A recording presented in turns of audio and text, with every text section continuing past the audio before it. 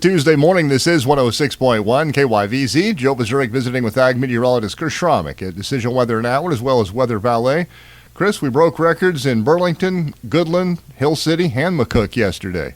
Yeah, Joe, we saw temperatures yesterday afternoon shoot up there. It did reach 80 degrees in some locations south of I-70, down there around Tribune, Leota, and those areas. We got up to 77 degrees in Colby and the Goodland area, and we were up there in the upper 60s to low 70s up in McCook, which we, like you said, broke all the records that were in most of the locations here across northwest Kansas.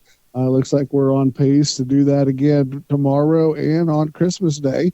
The records are just a little bit warmer. They're in that 77-degree range for Christmas Eve. We're forecasting 75, and then on Christmas Day, more likely in those lower 70s, and we're forecasting that 70 to 75-degree range again. So we could see some more records here as the week moves on, with an upper-level ridge over the center of the country, bringing a heat wave pretty much to the entire United States for this Christmas holiday.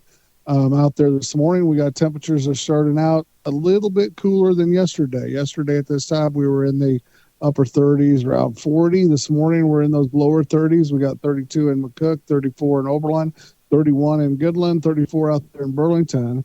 And we've got a cool front that's moved through that's now kind of draped through that Oakley, Hill City, Phillipsburg area, and we'll push through with the northeast wind pulling some cooler air out of Nebraska. So this afternoon, our temperatures will be about 10 degrees cooler than what we saw yesterday. So we're going to go 65 to 68 for afternoon highs. That'll be, again, 20 degrees above normal for this time of year. Tonight's lows will be in those upper 30s to around that 40. Tomorrow, we're going to go a high of 75. We'll go 71 on Christmas Day. Both days will potentially be record setting. And then we'll have our winds from a west-northwest or a west-southwest direction that goes along with that downsloping effect to keep that warming going.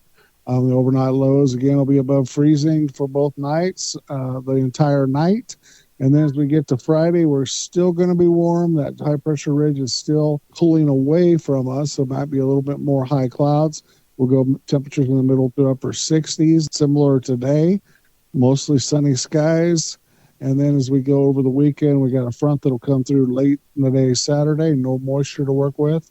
That'll keep our high temperature around 55 there on Saturday, dropping to 40 on Sunday. That'll be a cool day compared to what we're seeing this week, but that's what we should be at this time of year. 40 for a high, a low in the lower 20s. That's what we'll be seeing there on Monday. And then we warm right Monday, Tuesday, Wednesday back into the 60s, and we'll be looking for a New Year storm or something shortly after the New Year to bring us some precipitation, because it looks like December we're going to go down with zero precipitation. It could be one of the warmest and driest on record.